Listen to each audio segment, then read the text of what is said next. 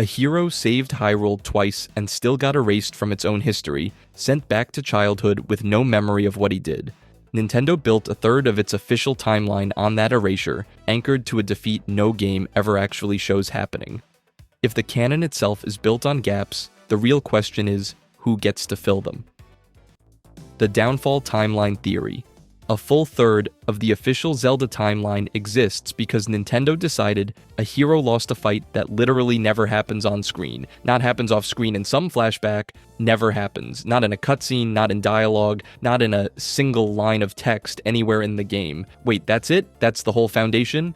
Yeah, that's the whole foundation. In Ocarina of Time, you fight Ganondorf. You beat him because you have to, because that is the only way the game continues. If you lose, you just get a game over screen and you try again.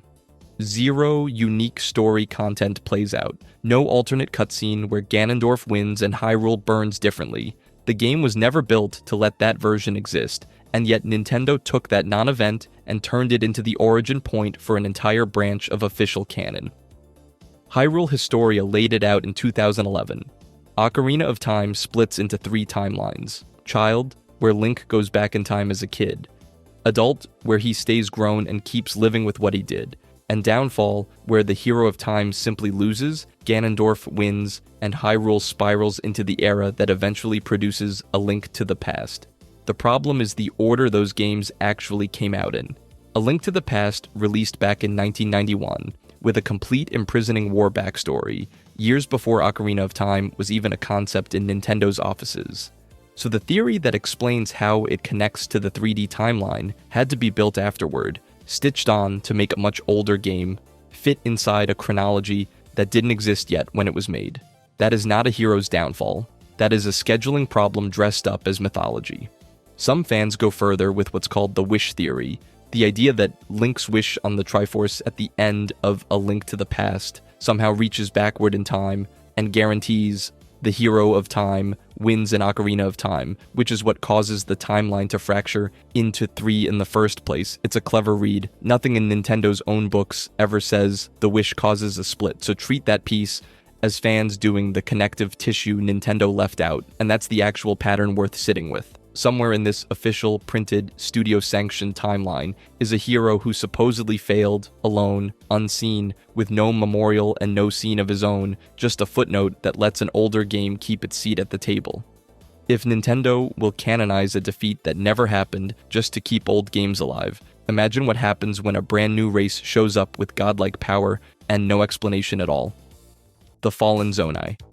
Somewhere in Hyrule's ancient past, a race showed up with the power to build floating islands, summon spectral bodies out of thin air, and seal away evil using stones nobody else could touch.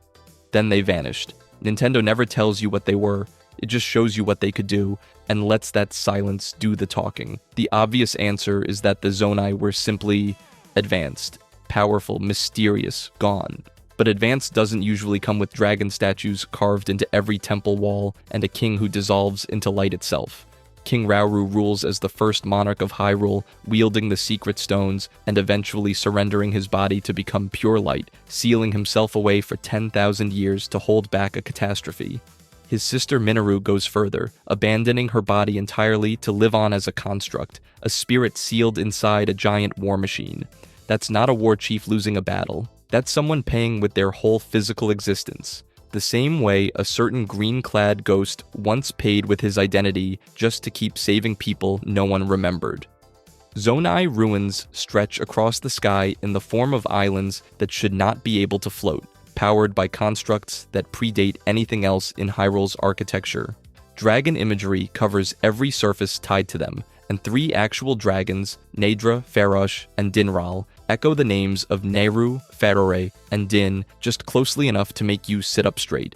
And yet the games never once call the Zonai gods, not close to it.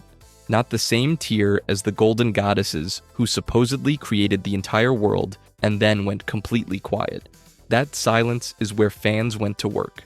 The golden goddesses built Hyrule, planted the Triforce, and then exited the narrative almost entirely, leaving every later era to run without them. No appearances, no confirmed involvement, nothing. So when a race shows up centuries later doing things that look uncomfortably close to creation tier magic, some players didn't see coincidence. They saw succession. I'll be upfront, this one is thin. Nothing in canon states the Zonai were ever divine, let alone that they're the goddesses in disguise or their fallen descendants. What you're looking at is dragon motifs, sky-scale architecture, and a suspicious naming pattern, stitched together because Nintendo refused to say what filled the gap after the gods walked off. Follow the pattern anyway. A civilization godlike enough to raise islands and forge spirits into machines, quietly written out of its own mythology's top tier, dying off without explanation. That's not a footnote. That's a demotion nobody in the story ever agreed to. It's one thing to argue a whole civilization got erased from its rightful place in the pantheon. It's another to wonder whether the face you've been punching for decades was ever the same person twice. One cursed soul. You have never actually beaten Ganondorf, not once. You have only ever bought Hyrule a few more years. That sounds insane until you look at what he actually is. Ocarina of Time, The Wind Waker, Twilight Princess, Tears of the Kingdom, same name, same Triforce of Power glowing in his fist, same hunger for control every single time. Different centuries, different versions of Hyrule, sometimes different bodies entirely, and yet the goal never changes. Zelda is confirmed across official materials to be a reincarnating soul, spirit tied to spirit across generations rather than one bloodline passed hand to hand. Ganondorf gets the same treatment. He is not a family line of unusually ambitious Gerudo men. He is one thing wearing a long line of faces. And then there is the curse. Demise, the original Demon King, dies at the end of Skyward Sword and does not go quietly. He swears his hatred will survive him, decaying and warping across time, forever hunting the spirits of the hero and the princess. That is not flavor text. That is the operating system for the entire franchise. Every Link who ever picked up a sword did it because a dead god's grudge demanded a new opponent to fight. So follow the pattern all the way through. Canon confirms reincarnation exists as a mechanic in this universe. Canon confirms a curse exists that specifically targets hero and princess across time. Nintendo never states outright that Ganondorf is that curse given a body, one continuous soul recycled into new warlords and demon beasts, but it stops just short of saying it in plain text, and the gap between those two pillars is barely wide enough to fit a shrug through. Zero other villain in the series gets this treatment. Zero other name shows up in 3 separate timeline branches wearing 3 separate destinies. Think about what that means for the last section's ghost. A boy saves Hyrule, gets sent back to childhood, and dies centuries later, begging a stranger to remember what he did. Now put Ganondorf next to him. One hero, erased and forgotten after every victory. One villain, immortal and remembered by name in every single era. Hyrule's memory apparently works in exactly one direction, and it is not the fair one.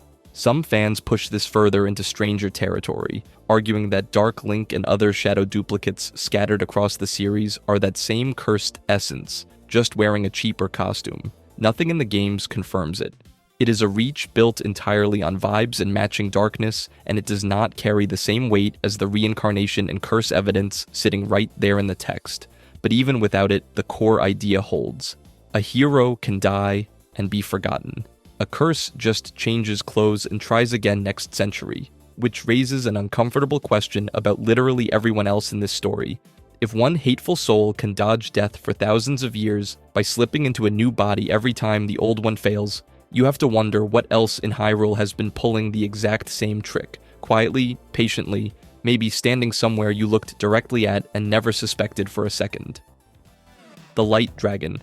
A goddess gave up being a goddess. That is not a metaphor, that is the literal opening move of Hylia's entire story, and it is still the most insane sentence in this franchise. In Skyward Sword, Hylia does not just bless a hero from a throne somewhere. She strips away her own divinity, gets reborn as a mortal woman, and starts a bloodline. That bloodline becomes the royal family. That royal family produces Zelda, over and over, game after game, century after century. A god chose to become breakable so that a family of humans could keep being born into danger on her behalf. Sit with that for a second, because the games never do. Now jump forward, way forward. In Tears of the Kingdom, there is a dragon. Not a boss, not a mount, an actual force of nature that circles the entire sky of Hyrule, permanent and glowing and enormous. Link fuses the Master Sword into its head, and the blade comes back.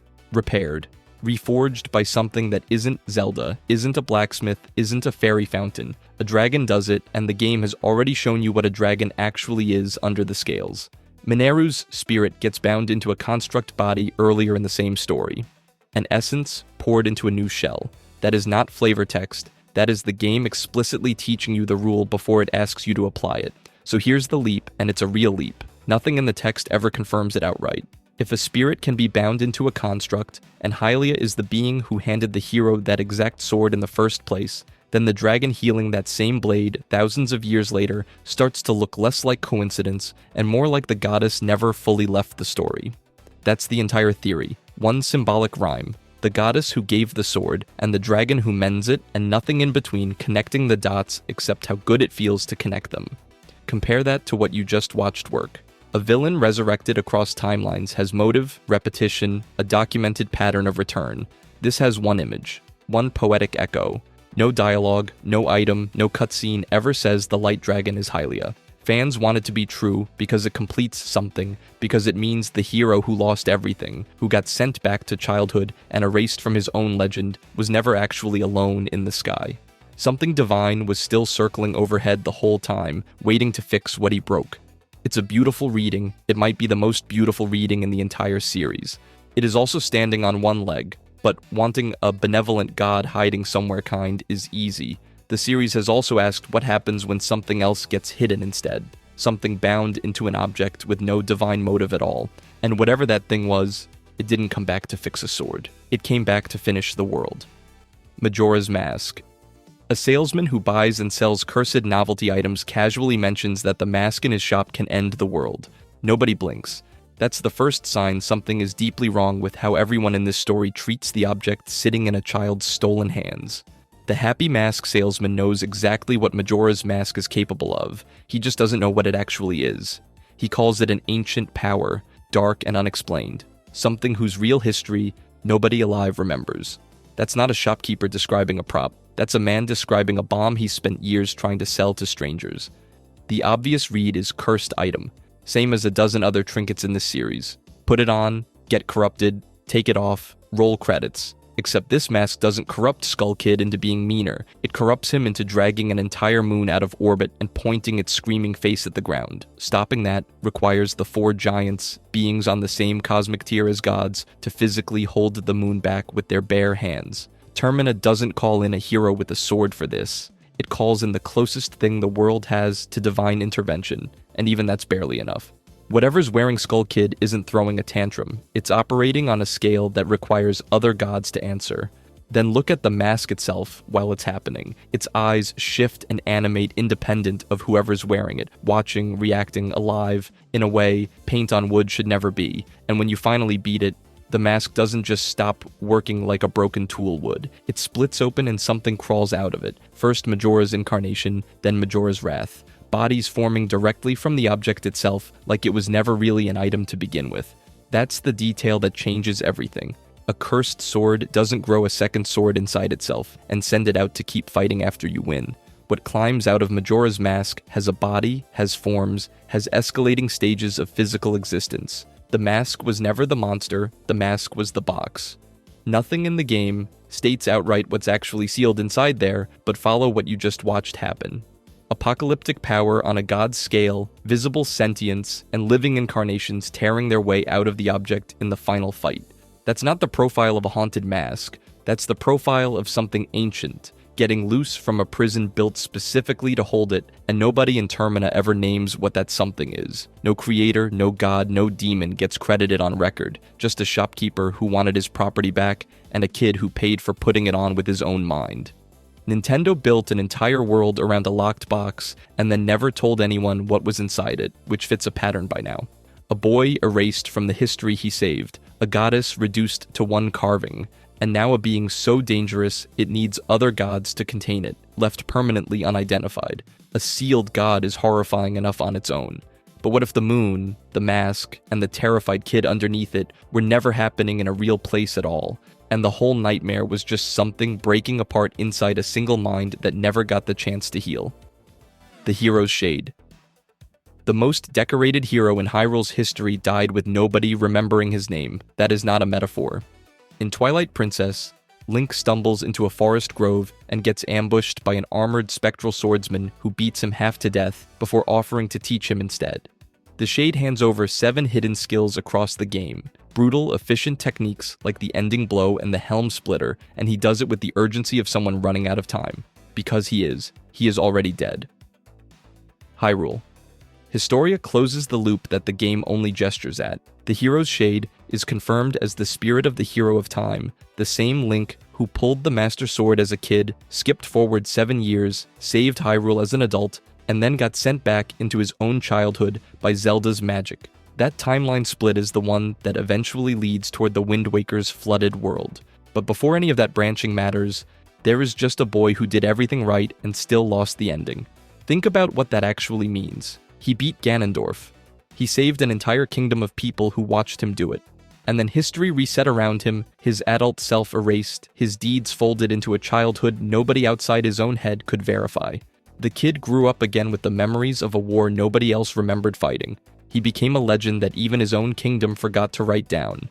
The Shade's dialogue makes the wound explicit. He talks about being unable to pass his skills to anyone, about techniques that would die with him because there was never a student, never a record, never a statue. Compare that to the villains and gods from earlier in this list, sealed away, split into fragments, worshipped or feared for centuries. The hero of time got none of that. He got silence. That is why the combat itself matters so much. Data miners and longtime players have matched several of the Shade's moves directly to techniques adult Link uses in Ocarina of Time, the same spin attacks, the same aggressive footwork. He is not a generic training ghost. He is teaching Twilight Princess's Link his own forgotten fighting style, and the game implies this new Link is his direct descendant, the only person left on the planet who shares enough of his blood to even see him. Nothing in the text spells out which specific incarnation is standing in that grove, whether this is the adult who never got sent back in some diverging version of events, or the version whose entire adult existence simply got overwritten. But follow the pattern Nintendo already confirmed. This is a hero who saved Hyrule, then watched his own heroism get quietly deleted from the record everyone else got to keep. A ghost who spends his afterlife literally begging a stranger to remember what he could do, because if this kid does not learn the skills, they vanish for good. That is the entire engine behind every theory on this list, stripped down to its rawest form. Fans do not fill gaps because they are bored. They fill gaps because Nintendo left a hero screaming into the dark and called it backstory. A hero desperate not to be forgotten is heartbreaking enough, but some fans think the very world where a hero grieves like this was never a real place at all, just the shape his grief took. Termina. Link doesn't just fall into Termina. He falls into a hole that isn't on any map, chasing a fairy through the Lost Woods, and the game never bothers explaining what that hole actually is. Zero signage, zero warning. Just a kid, a horse, and a hole in the ground that swallows him whole. That's not a throwaway detail. That's the whole game refusing to tell you where it takes place, and it never really apologizes for that either. On the surface, Termina is just a parallel kingdom, a mirror version of Hyrule, 3 days from getting flattened by a moon with a face that looks personally offended you exist. You spend those 3 days meeting broken people, fixing broken lives, and rewinding time to do it all again. Simple structure, weird coat of paint, the kind of premise that sounds fine for a kid's game until you actually sit with it for more than 5 seconds. Except the structure lines up with something a lot heavier than a kid's game usually risks. 4 regions, 4 masks, 4 transformations, and if you map them against the 5 stages of grief, they slot in with a precision that should not be possible by accident. Clocktown is denial, everyone partying like the moon isn't there. The swamp is anger, a land poisoned and lashing out at everything nearby. The mountain is bargaining, a whole village trying to strike a deal with a dying dragon. The bay is depression, a kingdom of turtles too heartbroken to even fight back. And the final march into the moon itself plays out like acceptance. The last stage, the one where you finally stop running from the thing chasing you. Nintendo never wrote a document confirming any of that, but watch the pattern again, and it stops looking like coincidence. Layer. That onto what this Link already carries. He is the same boy who saved a kingdom and got erased from its own history, and now he is alone again, on a horse wandering into a forest until the ground gives out beneath him. A kid with nowhere left to belong doesn't need a portal to another dimension. He needs somewhere his grief can finally take a shape he can fight, face first, mask by mask. That is the reading a lot of longtime fans land on. This isn't really a second country. It is one boy's mind, rebuilding itself, region by region, mask by mask, stranger by stranger, because a real support system was never given to him in the first place. Nothing in the game states this outright, but follow the pattern all the way through and it stops feeling like a stretch. And then there's the ending. Link beats the moon, the masks get sorted, the credits roll, and he rides Epona straight out of Termina with zero road shown, zero border crossed, zero explanation offered. Fans have long read that final ride less as leaving a place and more as leaving a feeling behind. A kid finally putting something down instead of just going home. Nintendo built an entire fictional country whose sole purpose was to almost die in 3 days, gave it emotional stages that match human grief exactly, and then never once said out loud what any of it meant. Not a footnote. Not a developer interview, nothing. So many of these worlds seem to sit in separate, contradicting histories, each one insisting its version of events is the only one that counts. But there's one game that quietly gathers pieces of every one of them into a single ruined land, 3 days from the end, as if all the arguing was always meant to end in the same place. They unite. Nintendo had every chance to end the argument, and instead it built a game designed to make the argument unwinnable. That's Breath of the Wild's placement on the timeline. Officially, it sits at the very end. Unofficially, nobody agrees on which end. When the 2017 chronology update finally dropped, fans expected a clean answer after decades of guessing. What they got was a single arrow pointing past all 3 branches, child, adult, and downfall, with zero indication which one wins. The obvious explanation is laziness, or maybe a cop-out. The actual explanation is stranger. This isn't Nintendo forgetting to pick a side, this is Nintendo picking every side at once. Walk through Hyrule, and the evidence is everywhere. Rito villages sit in the ruins, a species that only exists because the adult timeline flooded the world and evolved the Zora into something with wings. But Zora are also still walking around, alive and unevolved, which should be impossible if the adult branch is the only one that survived. Ancient Sheikah tech echoes the Downfall era. Ruins of castles and villages match sketches out of Ocarina of Time's child ending. Every branch left fingerprints, and none of them got cleaned up. Then Tears of the Kingdom made it worse. It reaches back into a past even more distant than anything the original trilogy covered, and forward into a future that outlives every kingdom that came before. Zonai ruins, dragon gods, ancient constructs, a sky civilization with power that reads as almost divine. Rauru and Mineru bend secret stones and split their souls into spectral forms, abilities that brush right up against goddess tier without Nintendo ever calling them goddesses. Some fans think the Zonai are the golden goddesses themselves, fallen from Din, Nairu, and Ferori's original power into something that could still walk among mortals. Canon never says it outright, but the pattern, ancient godlike builders vanishing from a world their own architecture still towers over, is exactly the shape of every fallen god myth Hyrule has ever told.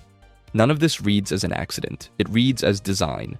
Every theory this video has covered, the hero of time erased from a history he bled for, a spirit begging a stranger to inherit his sword arm, timelines splitting because one boy's failure had to be preserved somewhere. All of it exists because Nintendo left a gap and refused to close it. Breath of the Wild is that refusal taken to its final form. It's not the missing puzzle piece. It's the moment Nintendo stops pretending there's a puzzle at all.